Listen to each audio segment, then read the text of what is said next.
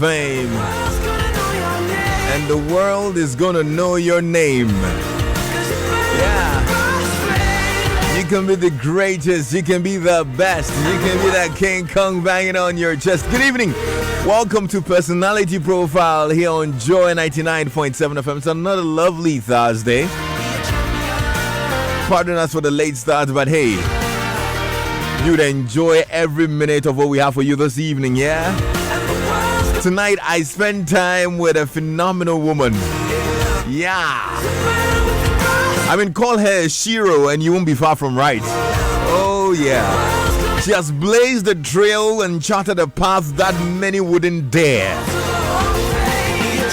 One of my favorite writers, Dale Carnegie, says, take a chance.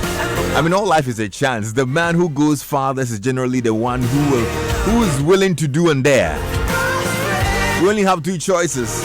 Play it safe or take a chance. For me, pulling back because of fear has always made me feel worse. So, hey, why not? I take inspiration from this amazing woman, honestly.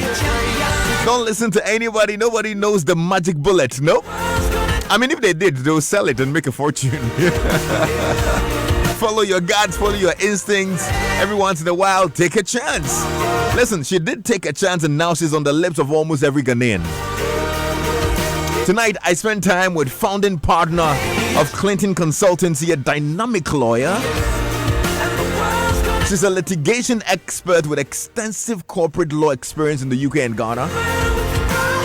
In actual fact, she represented the Ghana Football Association as they made formal responses to the government of Ghana and FIFA in Switzerland. And you know what? She would later contest to be elected as president of GFA. And I'm thinking maybe she got some cue from that part when she represented them, you know? Like, oh, okay, I'm representing you guys. What about being your boss? So all you that I'm representing, I can, be your boss. But that was not to be. But the story leading up to it is one that I would want to hear. And that's why this evening, we're spending time with Amanda Clinton. Right here on Joy FM, and she has a smile on her face. I don't know what's going on through her mind right now, Amanda. What's going on through your mind? Tell me. I'm just loving the show. That's it. Oh, you are already. Oh, that's good. How are you? I'm good. And welcome to my studios. Really glad that you made it here. Yeah. Awesome. How are you, Amanda? I'm good. You look well and good. I had a great weekend. I went out to Kokobite. I enjoyed myself, so I had a great weekend. I see. Beach vibes. Yeah, so beach vibes. Did you swim? No, just ate too much and just enjoyed the breeze. you ate too much. But was it a little vacation or was it, It was the weekend after the election, so I think I needed a bit of a break. So you go alone and reflect and... Not quite alone, but in a group of people. Okay. And unwind maybe. Yeah. And it was worth it, wasn't it? Definitely. Amazing. Let me say congratulations to you for starters on the contract that you won right after the elections. I heard you won a contract. Yeah, we clinched a deal, Clinton Consultancy, we clinched a deal from a multinational in London. And it was in the pipeline for a while, but it was because of the presentation on Friday. Which I think Ghana Web carried it, that I did a good speech, and so that was one of the things they were monitoring. And so I'm just very happy that, although it was a bit of a loss on Friday during the elections, I really believe that, as Eleanor Roosevelt said, the future belongs to those who believe in the beauty of their dreams. There you go. And amazing. So I took a chance, but I got something else out of it, so it's good. Amazing. Congratulations. Thank you. So what, after you're done with that contract, we're going to go back to Kokobite? I'm going to go back this weekend with my twin sister. Oh, yeah. So you're not going to wait. I'm not going to wait. I'm not going to wait at all. Amazing. Okay, so we're going to... are you willing to share with me what the contract is about? It's just a legal and communication bid, but it's a bit of a strategic project that they're handling, and they need it handled a bit sensitively. And they need someone who's used to high-pressured environments, which I am. So, I mean, it's just one of the things we're doing, but it meant a lot to us to be able to seal it. Talk of high pressure. The past week has been amazing. Has been a lot of things. A lot of things have been happening in the last couple of weeks, yeah. Were you expecting all that came your way? Definitely not. I didn't expect stuff to happen. I didn't expect to the election night. I didn't expect, just a whole bunch of things that happened. But I think it happens for a reason. It just teaches us to just be prepared, whatever life throws at you. Yeah. Which of the things that happened within the week really surprised you the most, or probably really hit you hard? Probably, I think more election night. Just been thrown off my game because of some stuff that was happening, and I'm not usually thrown off my game. Yeah. But just thrown off my game a little, but it's okay. Okay, we'll talk about the elections and whatnot. But let me, before we talk about football politics, let's talk about your love for football. If any, do you love football? I do love football. I think it's the passion of the nation, and it's my particular passion. I love football. So, what's your favorite local team? I'm not going to say. What, you're not proud of your team? No, they got in my bad books a little by not voting for me, so I'm not going to give them shout outs on Joy. I'm going to push you to say it. No, because I actually know it. No, I'm not going to say it. It's fine. I'll say it's not true. Okay, then I'm going to deal with this particular issue that happened. Yeah. Accra Hearts of Oak. Yeah. What's the relationship between Amanda Clinton and Accra Hearts of Oak? I definitely. Are you a fan of Accra Hearts of Oak? I definitely have a good relationship with some members. Are you a fan of Accra Hearts of Oak? With some members of the board at Accra Hearts, and I have a very good relationship with Fred Moore, who I think is a fantastic guy. Are you a fan of Accra Hearts of Oak? Yes, I am. I really am a fan of Accra Hearts. Is that your favorite team in Ghana? It's one of my favorite teams. One of your favorite teams? Yeah. Okay. Which other teams got into your bad books? None of them. Look, this interview is supposed to be all about the lead up to what made we've got a whole hour. We're going to do this. Now, okay, you're not going to say, but I know you love Accra Hearts of Oak. Yes, I do. And you were expecting Accra Hearts of Oak to back you in the lead up to the elections. No, I think it's a lot more goes into these votes than just I'm not talking about voting, but backing you. Well, it's a long story. It's such an ancient time away. No, that whole thing.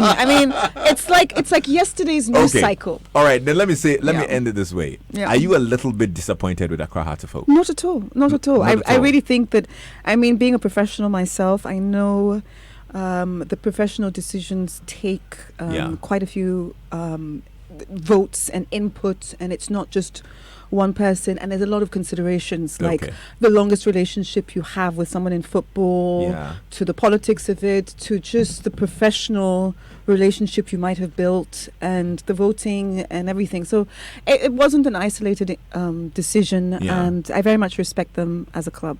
Okay, well, that's fine then. Yeah. We'll talk about the elections. I personally listened to you countless times representing various people regards to the Men's Gold saga, because you have clients who you were representing. I still am. You're still representing them. So we'll talk about that. We'll talk about the elections, which, I don't know, how did it go for you from where you sit? The elections were better than the,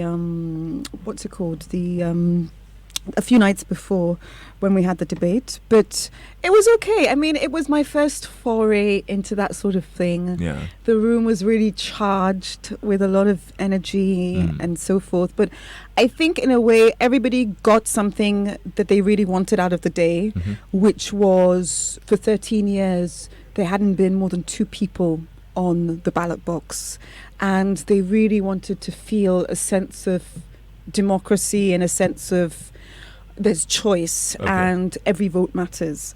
So I think there was a lot of energy in the room, and a lot of people came a long way themselves in order to cast their votes. So it was a very special moment. It was a very special evening, and afternoon, and I'm so happy to have been part of it. And I know people think that, I'm getting so much love from Ghanaians, it's crazy. Like, is it? I go to the bank, I go and buy food, and it's almost embarrassing that people know everything about what happened. But I'm getting so much love from Ghanaians in terms of just people like, cheer up and don't worry about it, and next time. So, I think the Ghanaian public has definitely shown me a lot more love than the football people, but good. It's good. I like to call my conversations, not interviews. Okay, so this minute I want you to switch out of the legal litigation expert mode. Yeah, because you're speaking a bit of that. Okay. Yeah. Okay. Because I want to go through. Okay. You want to be my friend for an hour? Yeah, there you go. That works. Okay. Because I want to understand something. Yeah. Going into the elections, did you want to just try, or you really wanted to win it? Did you think you were going to win this? Yes, I really wanted to win it. I think I was, because I've got the sort of mind that tests systems. You know, I did African politics at 22 at SOAS in London, and I have very sort of grand ideas about one person being able to light a match and change the system. I genuinely believe in that. It's something I'll die believing in. And I've always, in every arena I've been in, tested the system. I tested the system with, you know, I mean, even during the GFA case, the whole government was against, you know, the whole bunch of stuff was against us. And I was like, well, no, these guys deserve a chance.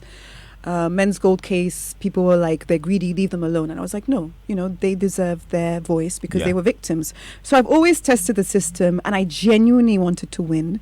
And I genuinely wanted to see for myself what would happen if I dared. Wow. Yeah, I mean, it's a bit whatever now because everybody knows about it, and you know you're just getting so much support everywhere you go, which is nice. But I wish it wasn't so much sympathetic support. Where did the motivation come from? Was it because you had probably assessed the GFA system? You represented them, like we mentioned earlier, when you had to speak to the government and FIFA in Switzerland and whatnot. Was that the key? Was that the trigger? No, if I wish it had been. Otherwise, I would have been preparing at least 6 months ago, or 12 months ago, or, you know, 13 months ago. It wasn't. If it was, I would have started building the kind of relationships I needed to get more votes on the night. Yeah. So what insight then did you have? It was just literally 3 weeks until the nominations opened, and I was actually doing a bit of a few shows on. I know I shouldn't mention other people because I'm on Joy, but on TV3. Yeah. I was doing Captured by Women. I was doing a couple of episodes, and so we were looking at different topics because you know we were brainstorming about what to do. And one of the ideas was, well, the GFA elections is coming soon. What if there was a female president? And so that was when I think the ideas started in my mind. And then 3 weeks till the nomination forms were open, you know, all the PR surrounding the GFA nominations were about, oh, it's going to be all about integrity. It's going to be about transparency. It's going to be about, you know, the candidate with the most integrity wins. And I was like, well, I'm a lawyer. I kind of represented them. And, you know, I was just a bit idealistic. But I just really thought it was, people were making such a big deal about picking up forms and paying for it and seeing how it goes. I just thought it's not that big a deal. Just pick up the form, see what happens. See what happens. Yeah. Did you share, who was the first person you shared this idea with? Honestly, Omari at City FM. Okay. On Saturday, Sanda, Yeah. I called him on Saturday. I said that I want to meet, and then he was like, "Okay, you know, because we never met up on a Saturday." And then I was like, "Oh, by the way, this is like my little brainchild idea, and you are in news and you do serious news, and I really want to see what you think." So he gave me top 20 reasons why I shouldn't do it. And he did. Oh, you had 20? Oh, he gave me 20 reasons. He says, Amanda, it's you have a good reputation. Don't do it. And the stubborn Amanda said, I'll oh, give no, you one reason. I agreed with him. Actually, he convinced me. And then I went to church the next day, and the whole message was David and Goliath. Dear. At Agape. So I went to this, I was listening to this guest pastor at Agape like at 7:30 in the morning, and he was like, David and Goliath. And I was like, oh, this is a message from God. It is a sign. It's a sign. We have the sign. Yes, forget this guy. It. Yeah. Oh my goodness. So that was the deciding factor, David and Goliath. Now, there probably were so many other people who were not receptive to the idea, right? Not Initially. really. I mean, they didn't. Not really. I mean, because first of all, right up to when I put I submitted the forms, I was keeping it quite close to me. Apart from my staff who knew, and it wasn't that they weren't particularly receptive. Just initially, they were just like, well, what difference is it going to make? You know, I mean, she's not going to. Yeah. And then I think when my competitors started taking me seriously was when on Ghana Web. Because, you know, everybody, when we were all competing, we were monitoring what the comments are on Ghana Web. And when they started taking me seriously was when on Ghana Web, I was receiving a lot of comments and a lot of positive things. And a lot of people who really, they're into football, into sports, but it was just a sense that they had, just give it to the woman, she wants to steal. You know what I mean? And Yeah. that was a constant comment. And then Ghana Web ran a Daily Graphic piece where they didn't say anything. They just put our six, or seven at the time, faces up there. And so they were just waiting for the comments. And all the comments were like, give it to the woman, give it to her. She's the only one who looks honest. So I think that was the only moment that my competitors started taking it seriously in terms of, well, this is an integrity test thing. But I mean, the truth is, I came in the game very late, and I genuinely think people spent upwards of $300,000 on the campaign easily. I mean, I think at least 2-3 candidates must have spent quite a bit, but definitely a lot of money. And On what? it isn't for me to say, because I don't know their campaign budget entirely. How much did you spend? $5,000. $5,000. Because this is an administrative role. It's On what? mainly on trying to meet delegates, actually, because they were all On trying spread to meet them. Yeah, in terms of like getting out of Accra Uh-huh. and things like that. And you had to spend $25,000. Philip, do the math Ghana for me. cedis.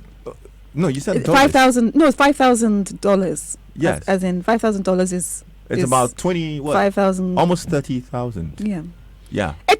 Because it's a bunch of people having to travel out. So you had to travel? Yeah, and then I prefer flights. Where did you go? A few There are places. only a few places that you could fly to. I know, but when you get there, you're supposed to get like a big 4x4, Uh-huh. and then you're supposed to get a couple of hotel rooms, and then you're supposed to, do a bit of marketing. So where did you go? Anyway, I'm moving forward this week, so should we talk about different things? No, you're not getting off that easy, girl. I went to a few places in Ghana. It was Did nice. Did you visit all the 16 regions? Not all, but most of them. Yeah. Most of them? Yeah. Like half? At least half. Yeah. At least half. Yeah. And it's not just that. Did you meet all the delegates? No, I didn't get a chance to meet. How many did you meet? A few, quite a bit. But the other problem we had was, I think, just a week before the elections, we got the delegates list proper, because we knew which clubs would be recommending delegates. Yeah. But the decision as to who would be delegates came a bit later. Okay. And stuff. But it was so you didn't meet all of them. I said Amanda, take it easy. Calm down. Take it easy, okay? We're not in a hurry. We've got time. I've got your time. I was 15 minutes late. Are you sure we have time? Don't worry, we'll get through it. So when you met them, what did you tell them? I just told them that, maybe I'm a bit too honest and direct in my approach. Yeah. But in a way, I felt it was good to address the pink elephant in the room, which is a lot of them found me to be a stranger because they'd built relationships with people and they hadn't built a relationship with me. So I was just to tell them the truth that, maybe they consider me a stranger, but sometimes even a stranger can be closer to you than a brother. Yeah. Because personally, I would rather a stranger that would look after my finances and make sure I get my finances through something like the GFA. Yeah. Look after my reputation in terms of reputation management, etc., than a brother who might not do those two things. Okay. So I think I was trying to appeal to them on the higher ideal that it's professional. Did you have to pay any of them? No, I'm ethically bound not to. Not to. And I think. Do you think some other delegates did? Yeah, they did, but it's a choice. They did. Yeah. Do you think that's why they voted for them? I don't know. I really think it's a combination of factors. I really think that they don't want a leader who is a stranger to them, and the corporate idea that you bring someone in from outside who can do the job but is not so incestuously close to you is not something that the GFA is ready for now. So I think that was actually one of the major factors. They didn't want a stranger to lead them. And the second factor was this was a big election in terms of to have so many people on the ballot. And it was the first time they really had a choice, because it was the second presidential race, because before that we've only had one president of the GFA for 13 years. Okay. And then the third factor is,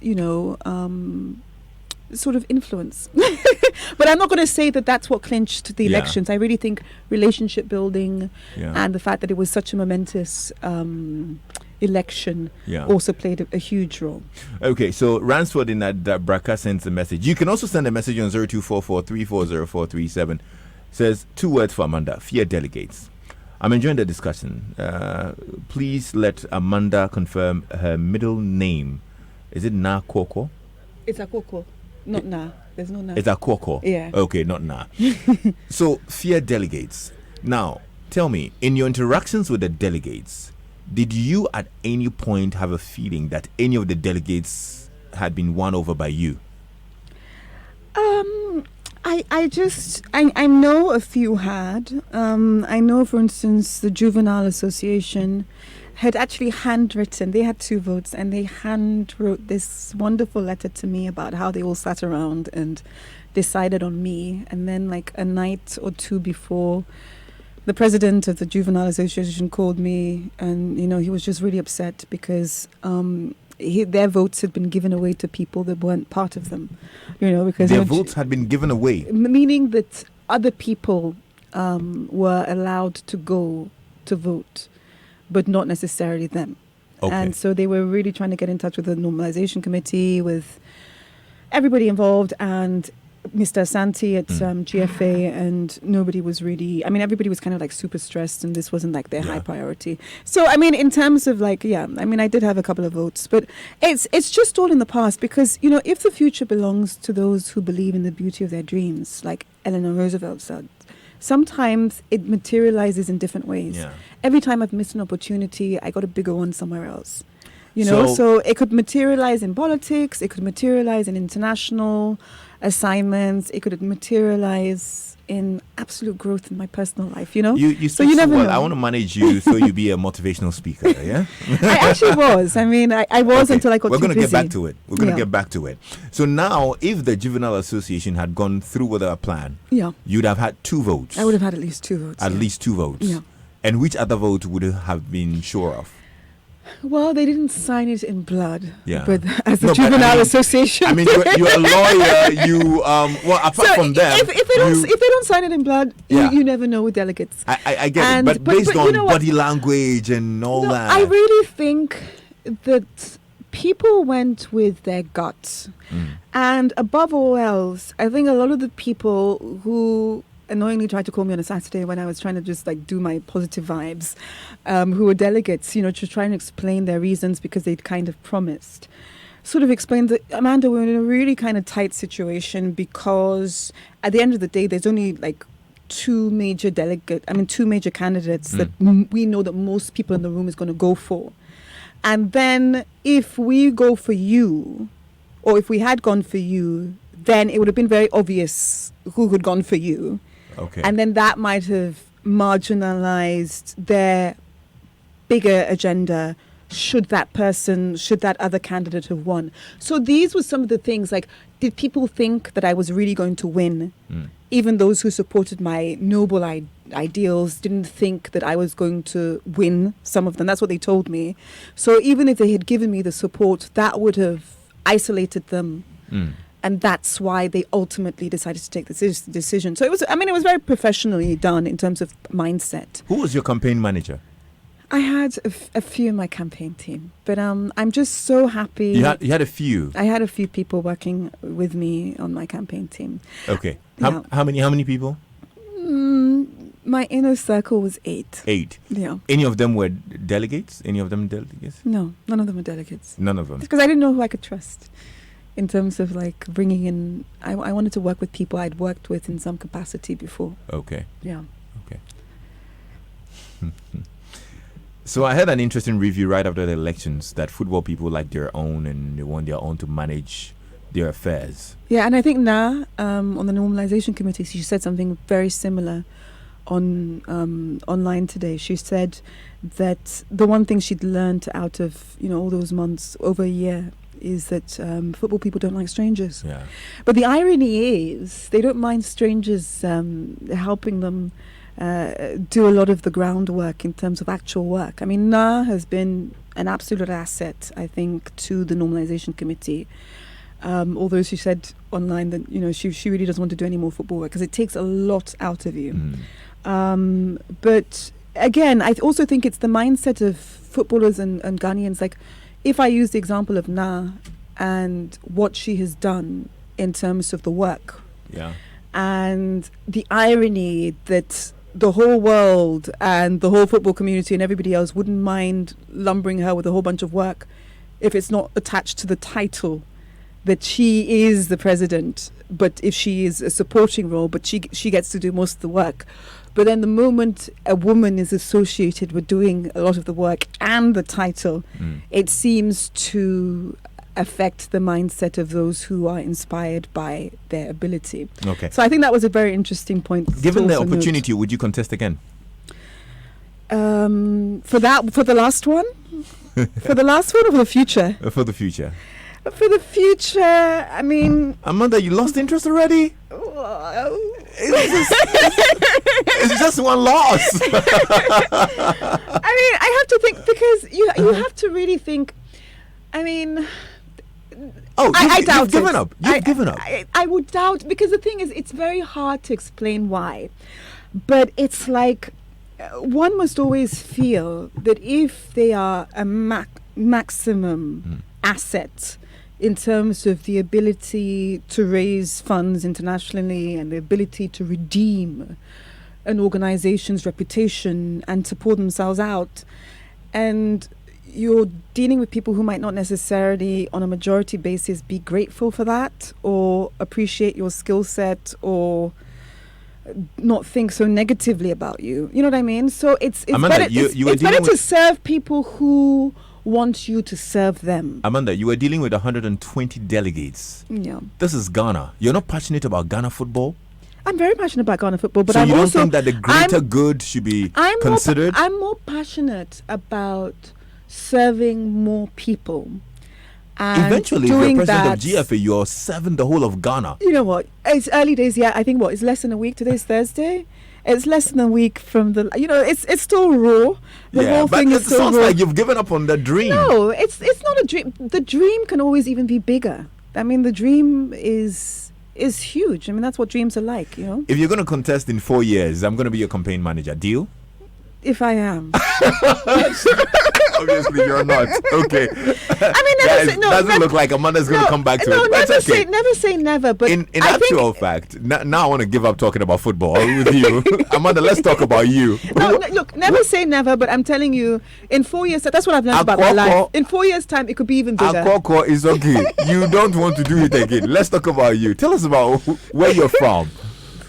Where I'm from, Jamestown, originally. I mean, that's like my family base. My grandfather... Were you born here in Ghana? Physically? No, I wasn't born physically in Ghana. Spiritually in Ghana? I wasn't born physically on Ghanaian soil. No. Where were you born? I wasn't born.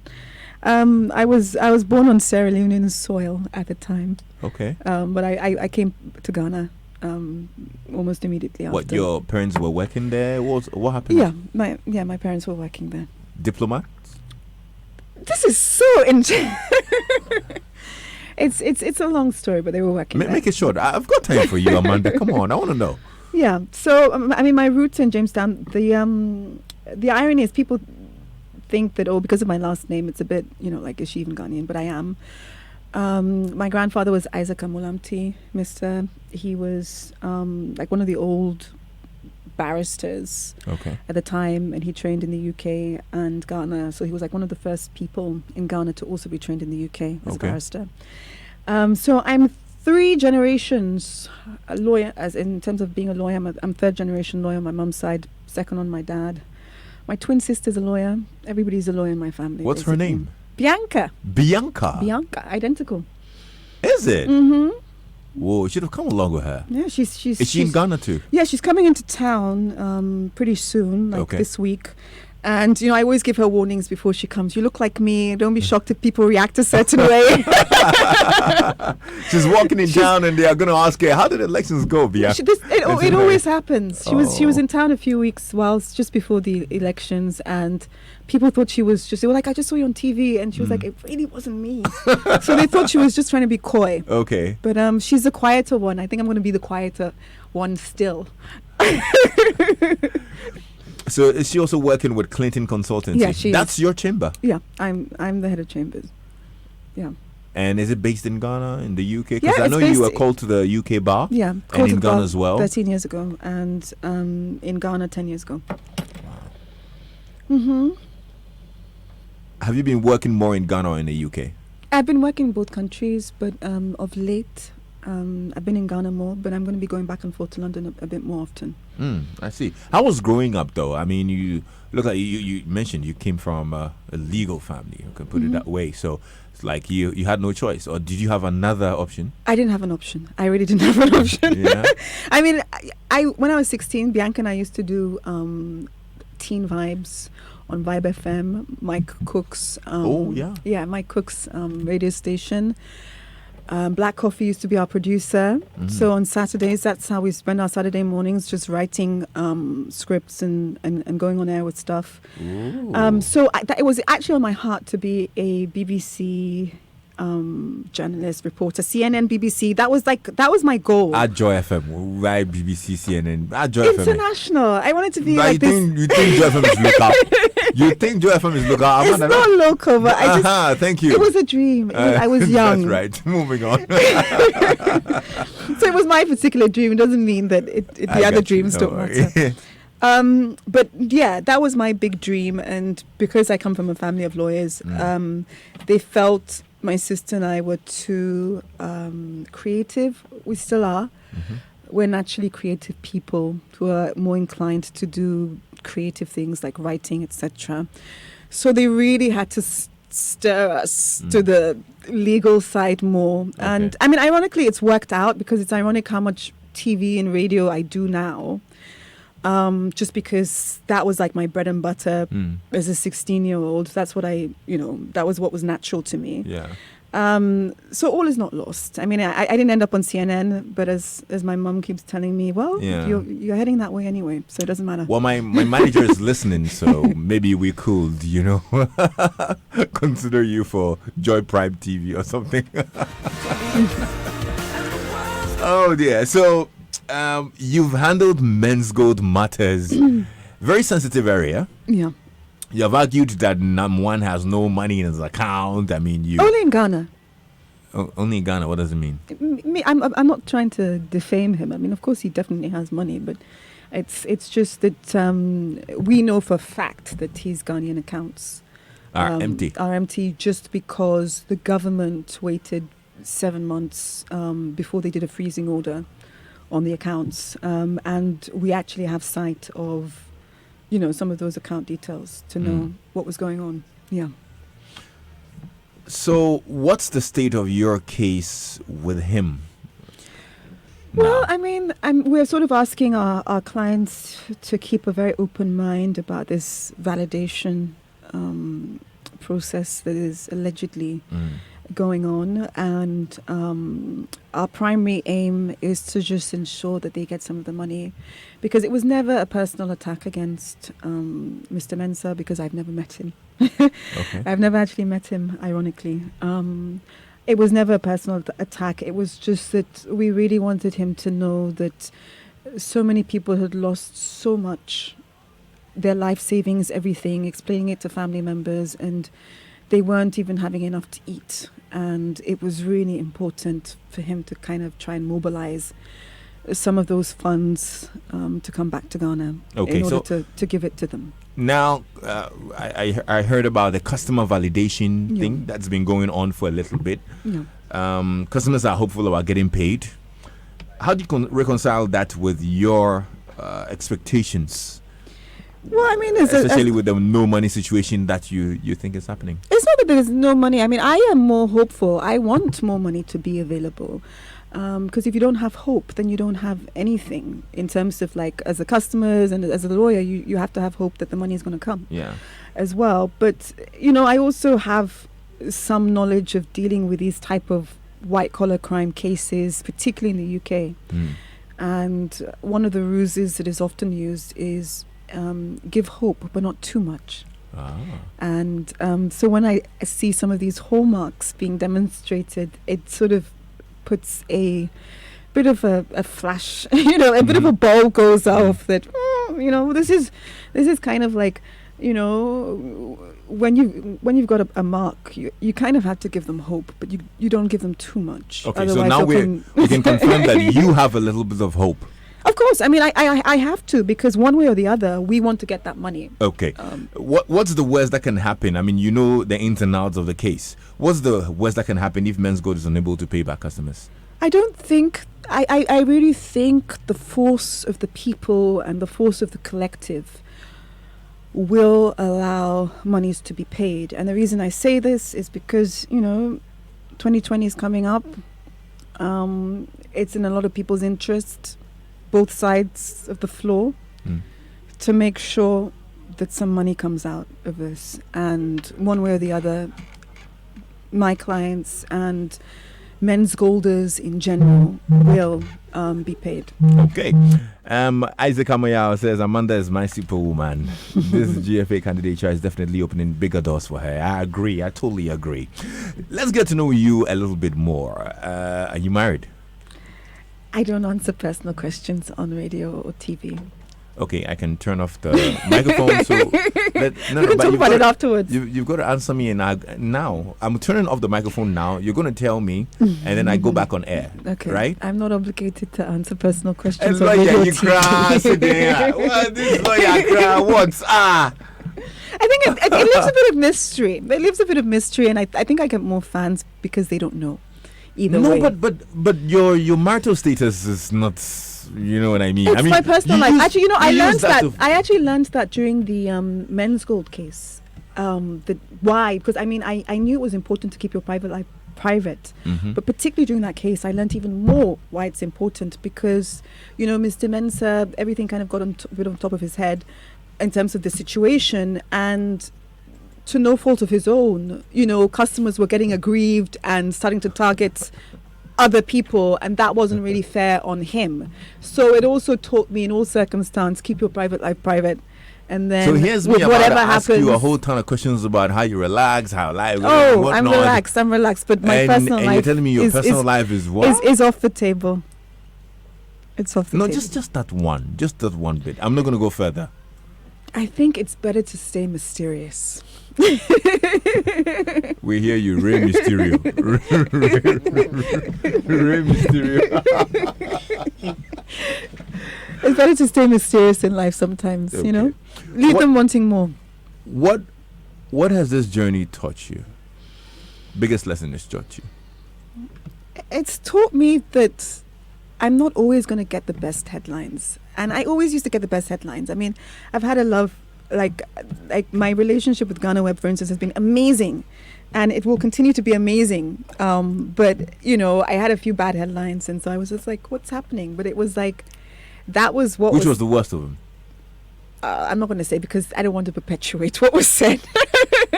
But one or two of them was bad, but that's life, So I think sometimes I'm trying to judge what bad is to you. That's why I'm asking. Bad is so to maybe me is you can pick up one that was bad for you. Well, but so I know exactly what you're referring to. Going through something in terms of something that had happened to me during that day and being judged on my performance at the debate. Okay. When something else was completely out of my control and.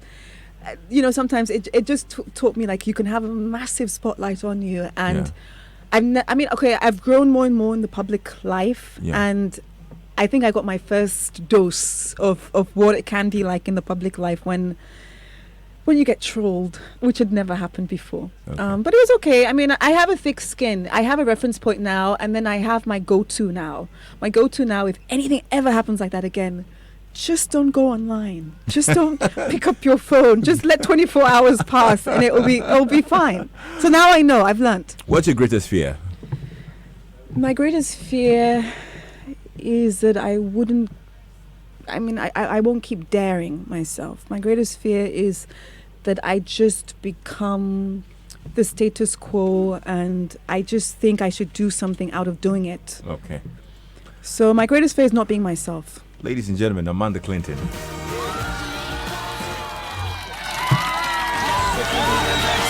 Amanda, it's been great spending time with you. Honestly, I've enjoyed it. I've enjoyed your elusive self. But I'm sure we'll do this again, and hopefully I'll get to know whether you're married or not. But just for the record, there's no ring on her finger. I'm not. I was rushing. So you forgot your ring. Alright, sure. My name is Lexus Will. Thanks a lot to my team. Adam Naite, Philip Naya, Beku Sagofi, and So Inofori. God willing, tomorrow at 2 o'clock, we're back with another fantastic edition of Drive Time on Joy and Personality Profile. It's 8 o'clock, and MFA Apau has the latest updated news. What's up, MFA? Joy Headline News at 8. Coming up.